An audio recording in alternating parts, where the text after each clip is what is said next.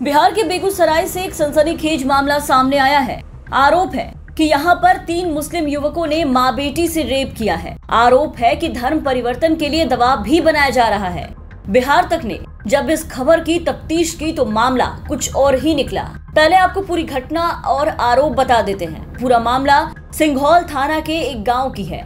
आरोप है कि मुस्लिम बहुल इलाके के युवकों के द्वारा एक परिवार पर धर्म परिवर्तन का दबाव बनाया जा रहा है। पीड़िता के पति ने आरोप लगाते हुए कहा है कि पिछले 2 सालों से गांव के 3 युवकों ने मेरी पत्नी और बेटी के साथ रेप किया और उन पर धर्म परिवर्तन का दबाव भी बनाया और बात नहीं मानने पर अब अपहरण कर लिया है।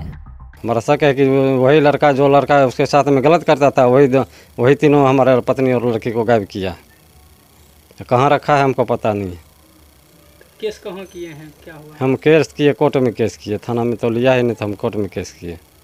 फिर धमकी क्या दे रहा है? धमकी दे रहा है कि तुमको जान से मार देंगे, किसी को केस फौजदारी किया तो तुमको जान से मार देंगे, धर्म परिवर्तन करो, ये सब हमको धमकी मिल रहा है। हम एक रिक्शा चालक हैं, दिन रात हम रिक्शा चला के अपना बेटी घर परिवार को चलाते हैं। पति की बातों पर जब पुलिस ने कार्रवाई नहीं की तो पीड़ित ने 25 जुलाई को बेगूसराय सीजीएम न्यायालय में मुकदमा दर्ज करने के लिए आवेदन दिया है। पीड़ित के अधिवक्ता विश्वंभर झा की माने तो कोर्ट ने थानाध्यक्ष को बुलाया है और आगे की कार्रवाई शुरू की है। मुस्लिम डोमिनेटेड विलेज में रहने का इसने दुस्साहस कर दिया। इसके घर में जब मन होता है दारू शराब पी करके इसके घर में घुस जाता है और इसके नाबालिग बेटी के साथ भी छेड़छाड़ करता है। शादीशुदा बेटी के साथ भी लगातार यौन शोषण हो रहा है। पत्नी के साथ यौन शोषण किया जा रहा है विगत 2 वर्षों से। धर्म परिवर्तन करने की बात बाद में जब मैंने पिटीशन फाइल कर दिया तब परिवारी जनों के द्वारा पीड़िता जो अपहृता है उसके ससुर, सास, छोटे बच्चे और पति के द्वारा मुझे बताया गया कि धर्म परिवर्तन के लिए भी दबाव है, लेकिन तब तक मैंने आवेदन फाइल कर दिया था तो उस आशा का कोई आवेदन में तथ्य वर्णित नहीं है। अगर पति की बातों पर यकीन करें तो मामला आपको पेचीदा लगेगा, जिसमें धर्मांतरण, अपहरण और बलात्कार जैसी बातों का जिक्र है। लेकिन पुलिस ने पीड़ित के इन सभी आरोपों का खंडन कर दिया और बेगूसराय एसपी ने पूरी सच्चाई बता दी। हम लोग के संज्ञान में आया था तो बेगूसराय पुलिस की जो साइबर सेल की टीम है और हमारे एसटीपीओ सदर, मैंने इनको जांच का जिम्मा दिया था। इसमें हम लोग ने जांच की है तो इस मामले को पूरी तरह से उसमें गलत पाया गया है।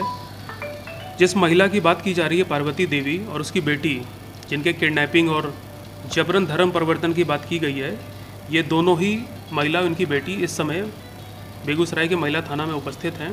दोनों का बयान लिया गया है। बयान में इन्होंने बताया है कि इनका जो पति है और इनका जो ससुर है वो लगातार इन दोनों के साथ मारपीट कर रहे थे। मारपीट का कारण ये था कि आज से 1 साल पहले इनके ससुर और पति ने इनकी जो बच्ची है उसकी जबरन नाबालिग रहते हुए शादी करा दी थी।